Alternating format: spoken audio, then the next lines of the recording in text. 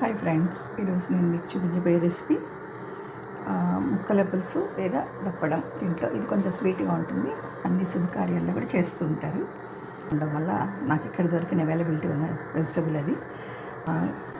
పచ్చిమిర్చి వేసి బాయిల్ చేస్తున్నాను. అలాగే నేను చింతపండు ముందుగా పసుపు వేసాను. నేను రుచికి తగినట్లు సాల్ట్ వేస్తున్నాను. చింతపండు జ్యూస్ యాడ్ చేస్తాను. ఇప్పుడు చూడండి, అన్ని ముక్కలు ఉడికిపోయినాయి, ట్రాన్స్పరెంట్గా అయినాయి, మెత్తగా కూడా అయినాయి.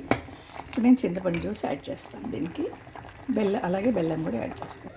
ఈ ముక్కల పులుసు బాయిల్ అయిపోయాయి. ముక్కలన్నీ కప్పులోకి ఒక 3 టేబుల్ స్పూన్లు రండి. రైస్ ఫ్లోర్లో లంప్స్ లేకుండా ఇలా కోల్డ్ వాటర్తో కలిపి ఇప్పుడు నేను దీన్ని దీంట్లో కలిపిస్తాను. చూడండి, లిక్విడ్ ఫ్లోర్ వేయడం వల్ల సరే ఇందాక ముక్క చాలా పలచగా ఉంది. ఇప్పుడు కొద్దిగా చిక్కగా అయింది. కొంచెం చిక్కగా ఆపేస్తే చల్లారిన తర్వాత ఇంకా చిక్కగా అయిపోతుంది. మూతేసి చివరికి కొత్తిమీర వేసి మూత పెడితే కొత్తిమీర సువాసన బాగా. ఇప్పుడు మనం తిరుగుమూతలు, మిరపకాయలు, ఆవాలు, కొద్దిగా జీలకర్ర, మినప్పప్పు,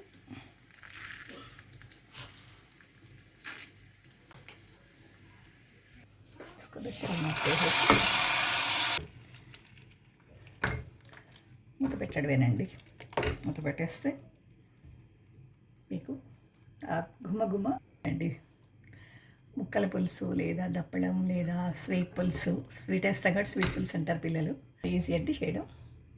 మీరు కూడా ట్రై చేసి చూడండి.